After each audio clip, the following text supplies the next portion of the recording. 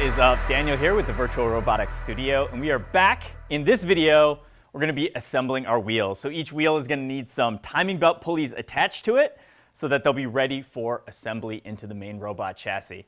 We're going to get started with that, but before we do, we're going to give a special thanks to our sponsors, Argosy, First, Aramco, and a special thanks to Team 302 for hosting our studio. Okay, so we have 6 different wheels. There are 2 of them that are going to become inside wheels, which are going to have pulleys on both sides.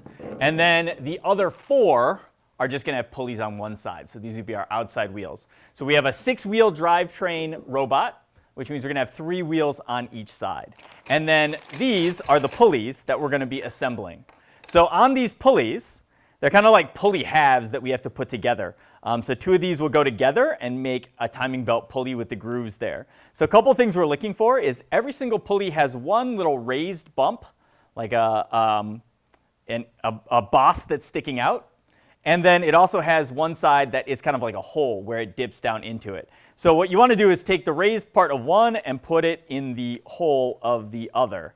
And that, if I get it lined up, is how it's going to actually go together. Now, if you miss that and you put it together wrong, you'll see that there is like a noticeable kind of gap here in between the pulleys. So if you see that, that means you don't have it lined up. So make sure you get those aligned and it will click together. Basically, I mean, you might have a small crack, but it's basically going to look flat. All right. And what we're going to do is, turns out the inside wheels and the outside wheels all start with the same stuff on one side of them. So we're going to take one of these pulleys, and if you drop it down onto the wheel, there's actually a spot where it'll fit. So there's kind of like these cutouts here that will match the cutouts on the wheel. So if you rotate it a little bit, it'll kind of drop in and feel like it's in a good spot. And then we're going to be looking at our screws. So these are the screws we're going to be using. These are self-tapping or thread-forming screws. And essentially, we're going to drop one into every hole and try to screw that in. Now, it may look like there is a space for a flathead screwdriver on the top of these screws. It's not. Do not try to do this with a flathead screwdriver. It takes so much force to make this turn that you're going to really struggle if you try to do it with a screwdriver. Instead, what we want to do is get a socket that fits on it. If you don't have a socket, you can maybe get by with a wrench, but it gets really hard when the screw gets down below the surface of the pulley here. So this is a 1/4-inch socket. Will fit on the end of that. And I have a 1/4-inch socket. Well, I have a socket driver for that. And the idea is you're just going to have to slowly screw these screws in. Now, I'm going to keep the first one super loose, and I'm going to get all 6 of the screws started before making any one of them tight. This is also going to help align it, so we can't have it too far off when we're tightening it in if all the screws are already in place. So we'll get each one of these started a little bit.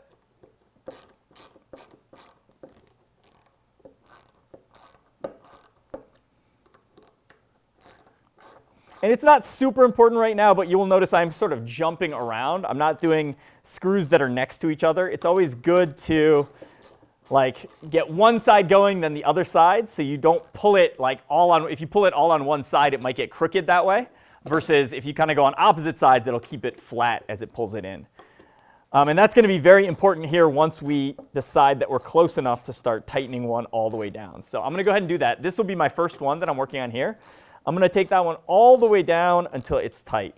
And you can kind of feel it. It bottoms out. It gets really hard to turn. So when that happens, you can maybe give it one little extra tug and then stop. So everything that we're tightening into here is plastic. So of course, if you really, really try to crank on it hard, you can strip the threads out. So once it's tight, you can stop. You can also check too around the edges here with your fingernail. If you can get your fingernail under the edge, it's not down all the way. But if you can't get your fingernail under the edge or you can't feel any gap there, then you're probably good. All right, so this was the first one I tightened.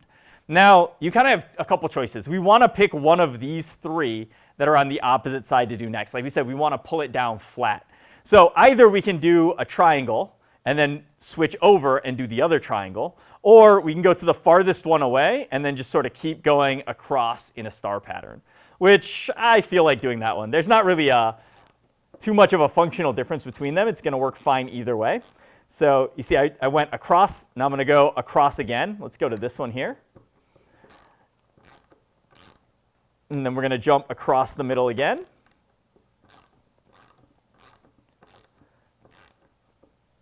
Okay, and across the middle again.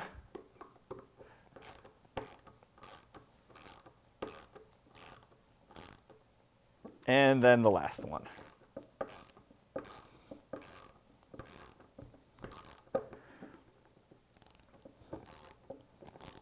All right. Okay, that is one wheel done. You can tell that takes a decent amount of effort. It's a lot of turning. It's not the easiest thing to screw in. So that is one good reason why starting this video a little bit early. You can be building these wheels while other people are working on other parts of the robot, so you can kind of get that done in the background. We can also try to do some of this with power tools. So if you do have a drill, there is a way to make the drill work. So I have this attachment here, which will let me connect my socket into the drill. But there's some things we need to be careful of. So let me get this chucked up first, and then we'll talk about it. So now the drill is, we talked about at the end here, not wanting to over-tighten the screws. The drill can way over-tighten the screws. So you have to be a little bit careful for that. Most drills will have a clutch setting here. So I've got this row, on mine I have this row of different numbers. And yours may or may not have this, but I have a screw setting. If you don't have the screw setting, chances are you might have a drill setting on the same dial as the numbers. So if you rotate the dial all the way over, usually past the highest number, there's a picture of a drill bit. That will lock the clutch, and you should use that for drilling. But when we're screwing in, we want to use this clutch feature. And let me just show you what that is. If I go all the way down to the number 1, this is the lowest setting. So when I'm trying to drill, if anything is holding out here to stop the drill from spinning, you just kind of get that clicking sound, and the end doesn't spin. The end stops spinning there, right? So it'll spin, but if there's any pressure on it, it just stops, and the clutch disengages it. We can use this clutch then as a way to control how much torque we're putting into the screws that we're screwing in. So we can kind of set it at a place where it's not going to do any damage if we drive it too far, if we don't stop screwing it in when we want. So each drill is going to be different. So I'm going to kind of start with a low-ish number. I'll start on 7 for me, and we'll see how that goes. So I'm going to take 2 more of these pulleys. We're going to get another wheel. So we're going to do this to every single wheel first. We're going to get 6 wheels that look like that. So I'll get this pulley on my second wheel here. And then I'm going to get kind of all of these in. And I'm giving them like the littlest turn by hand just to try to get them to start biting in. Okay, so these are all in there and started. And now we can use the drill. And I'm going to do the same thing as before, right? We're going to just get them all going a little bit before we try to tighten any individual screw all the way down. Okay, so they're all biting in. Now what I'm going to do is I'm going to go ahead and start tightening this one. I guess I'll start in the one closest to me here. And we're going to try to tighten this one down all the way. The goal is we should hear the clutch trip just when the bolt gets tight, the screw gets tight, or when it's right next to tight. So that's the clutch going now. That means I probably need to up the clutch a little bit. I'm going to go to 13 here. Let's see how that does. That's pretty good. So that went down all the way. Actually, that is in all the way tight, and then we heard the clutch going at the end. So now let's jump to the other side. Do this one. And again, as far away as we can get from the screw we just put in. Same thing, as far away as we can get. And again. And again. All right. And sometimes, because I like to be a little bit cautious on this, I might throw the socket back into my socket wrench here and just give them all a feel to see if they actually are all the way tight. And these are all really close. But also, if you think about it, even if you use the drill to get them almost there, and then you got to put the socket back together to do that one last little tug, it's still going to save you a lot of time and a lot of, I don't know, my wrist was getting tired, so it'll save your wrist. All right, that's 2 wheels down. I'm going to do the same thing on the other 4 wheels, and then we'll come back and see how to turn 2 of them into center wheels with pulleys on both sides. All right, we're back. We have 6 wheels now with 1 pulley attached on each side, so they're all identical. I'm going to take 2 of the wheels and set them aside. Those are going to become the middle wheels. We have one more step left on these outer wheels before we can move on, and that is we need to put bearings in them. So these wheels are going to be spinning on a bolt or a shaft, and we want them to spin as freely as possible. So we want no friction there, and we're going to have the entire weight of the robot on it. So we're going to look for this bag in the kit that has a bunch of these roller bearings or ball bearings. Now there are 8 of them that are the same, and there are 2 of them that are a little bit different. And the difference is, well, first of all, the center hole is a different size. So this one's a little bit bigger. This one's a little bit smaller. And then the other easy way to tell them apart is this one is a flat bearing. So it's flat all the way through. This one we call a flanged bearing. So it starts out flat, but there's this extra lip at the top that's sticking out that is going to help kind of hold it in place when we put stuff together. So we can take the 2 flanged bearings. We don't need those for this step. We're going to need that later. I'm going to drop them back in their little bag so I don't lose them. And now with these regular bearings, we're going to end up putting them into the pulley. And this side usually goes in pretty easily. If you can get it to go in flat, that helps. And when I push it down, this is as far as it's going to go. It's about level with the top of the pulley. Like it's definitely sticking out a little bit here from the edge of the the edge of the pulley where it's pressed into. But it's sort of like even with the top of the bolts or even with the outside edge of the pulley. All right, so we'll do that 4 times. 1 for each of our wheels here. And this side usually goes in easy. If you are having a trouble and it won't go in, you can use the technique we're going to probably have to use on the other side. So next is if we flip the wheel over, we need a bearing on the back side as well. Now this bearing, I think usually I'm not able to push this one in by hand. So what you can do here is you can use any kind of soft face mallet. So I've got this one. This is, I don't know, it's like rubber on one side, plastic on the other. Do not use a metal hammer.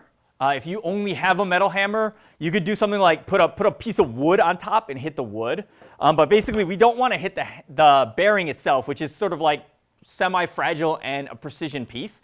We don't want to like bash on that with a metal hammer because that's gonna ruin it. Okay, so if you have the plastic hammer, what you can do is try to get it started by hand. And what you'll see is it sometimes will want to go in crooked. If you just start pushing it down. So like if I try to start it even and I push a little bit, it goes down kind of on one side and sticks up higher on the other side. Ideally, you want to keep it as flat as possible before you start hitting, but what I'm going to do is I'm going to tap. So this side is still a little bit higher than this side.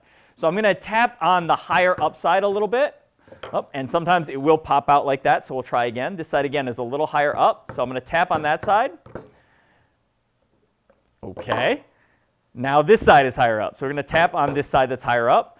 And when that side goes in, I'm going to move to whichever side it looks like is high up. And I'm tapping kind of on the outside ring of this.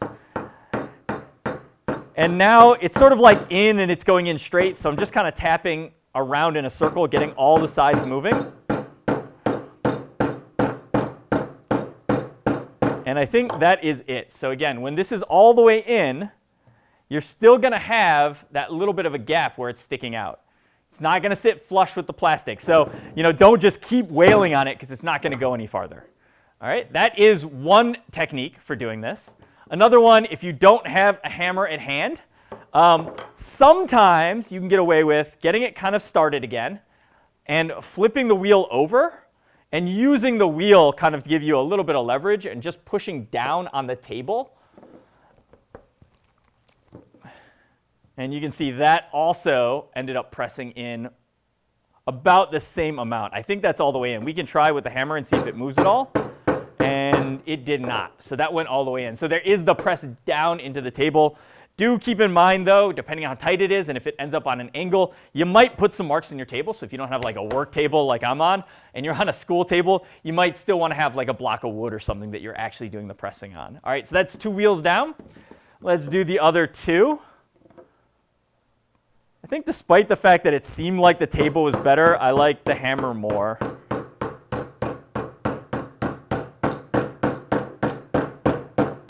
I think it's because I can just see what's going on. But there's the third one done, and let's get the last one here.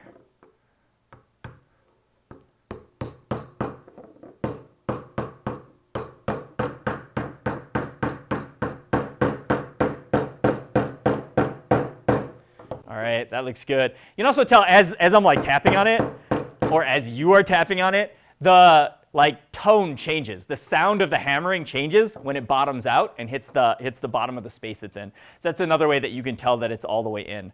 One of the things I like to do now is if you get your finger on the inner race, so just that inside ring is what spins on the ball bearings. And if you get your fingers kind of on that inner race and you hold that on both sides, go ahead and you can kind of give it a roll. And when you do that, it should sort of keep spinning a little bit, and you should feel like you want it to feel smooth all the way around. So one of the ways that you'll know if you damaged a bearing is you'll feel like a spot where it keeps getting stuck. So I do like to just check. Chances are it's fine, but I like to kind of give it all a little test and make sure the bearings are in good shape.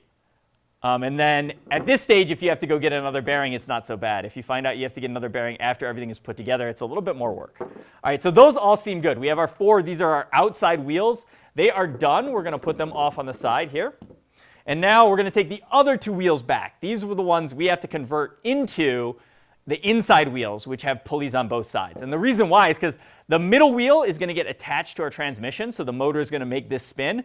Then we're going to have timing belts that power the outside wheels. So we'll have the timing belt running between these 2 timing belt pulleys to power one side, but then we need a pulley on the other side to be able to power the wheel on the kind of the other side of the robot. So the middle one's got to have pulleys on both sides to power one to the front, one to the back. Now, I don't know how you're going to get these. There's always small upgrades and modifications to this kit-apart chassis. So when I opened my bag, both of my middle pulleys were already assembled. If yours are already assembled, great. You're ready to go. And assembled would mean this metal hub is pressed on the inside, and it's sort of like the holes here are lined up with the holes in the pulley behind it. Now, if I got that in error, or if I was lucky and mine were assembled and yours are not assembled, I did disassemble one, and we'll go ahead and show you how to put it together. So again, if yours are already assembled, do not take them apart. You're good to go. Just move on to the next step. But if they weren't, you're going to have to do this for both of them. So once again, we know these pulleys are going to line up on the points to go together like this. But before I do that, I'm actually going to start with the metal one and then the plain one here. And the idea is, depending on how tight this is, if you can get it started, you want to make sure that the holes are pretty close to lined up when you get it started. And usually with these, I can kind of wiggle them in to get it to move. If you can't get it to wiggle in, you could, now this sticks out the bottom, but you could tap it with a hammer, but you would need to find stuff to support it on the side. So you'd have to put like a piece of wood on each side, so that when it was down on the table, right, it was raised up, so there's room underneath for that bit to stick through when you hammer it. And the other way you can do it, if you can't get it to press down and have the holes line up, I'll actually undo mine here. Might have to use the hammer to undo it.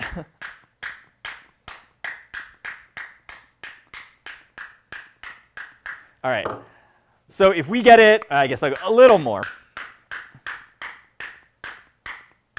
Okay. If you can get it just a little bit started here, what we can do is I'm going to take one of these wheels. This already, again, has the pulley on one side, but we didn't do the bearings or anything to it. We're going to take this, combine it with the other half. So we have a full pulley now. With the metal piece, maybe just start inside. Maybe it's a little crooked. That's OK. We're going to use the screws then to try to tighten it in as we go. So if your screws are not quite biting, like these ones are biting in. If they're not quite biting in, then you got to give it a couple taps. But this way, using the screws like this, sometimes can pull it around to line the holes up. So if it's a little bit twisted, doing it this way sometimes can get it to twist back into position. So I'm going to get all of these screws started. And now we're going to definitely move them down a little bit at a time. So I'm not going to make one all the way tight and go from there. We're going to just keep doing the star pattern around. and tightening it down, because every time we tighten it, it's going to tilt a little bit towards that direction, and we want it to go in generally flat. So I'm going to take one of them and do like maybe half a turn, couple twists, jump to the other side. We're doing that star pattern, and you can even see as we do this, it starts pulling it back.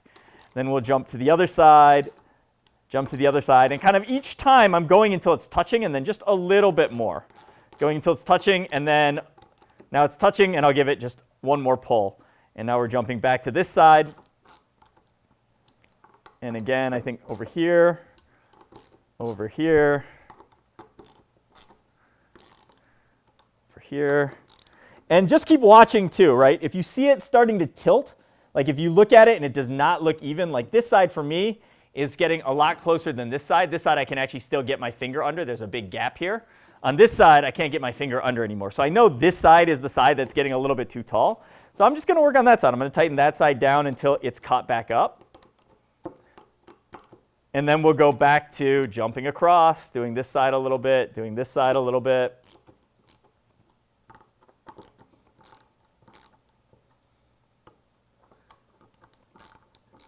All right, and now it looks like this side is lowest, so I definitely need to get this one going here.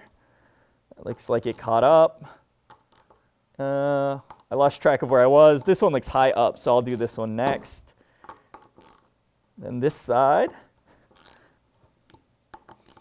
And if you are doing this method, I do recommend using the hand tools and not the power tools, because it's just too hard to get them to go down evenly.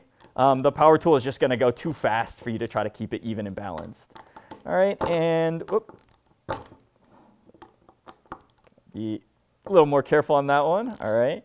They're starting to get close to all the way in and tight. So jump over here.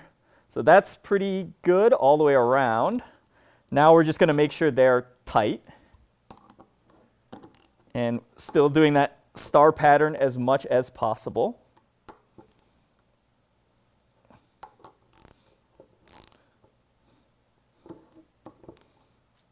I can't remember if I tightened this one. I think was the last one. All right. And we can see, too, that it is basically in and flat here. And you can sort of feel the gap. There's a little bit of a lip on every side here. And I think that is correct, because I think no matter what I do, it's not going to get any tighter. So if you feel that little bit of a lip going all the way around, that's good. And you are set on this one. And these center wheels do not get a bearing in this side. So they're going to be riding, the metal is going to be riding on the output shaft from our transmission. And that transmission shaft is going to be supported with a bearing on the other side. So that is one complete center wheel.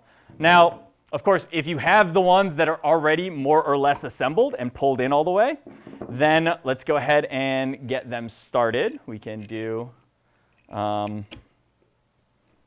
all 6 of these bolts in here and going. Okay, in this case, because it's basically all the way in and down, if you wanted to use the drill, that would be fine in this case, right? Because we're not needing to pull it down level. It's already basically in and down and level. So still have the clutch setting on my drill, and go ahead and drive these in until they hit that clutch. Still following the star pattern, right? So always jumping to the other side. Basically, as far away from the screw you just tightened in as possible is what we're looking for. All right, and then at the end of this one, I am going to go back through and make sure everything is in all the way and flat. And I can already see that this side is still sticking up more than this side, and the whole thing is sticking up a little bit more than the one that we did by hand. So I'm going to start with, feels like this one is kind of up in the air the most. So let's start by driving this one down. Pull it in a little bit, jump across to the other side, jump across to the other side.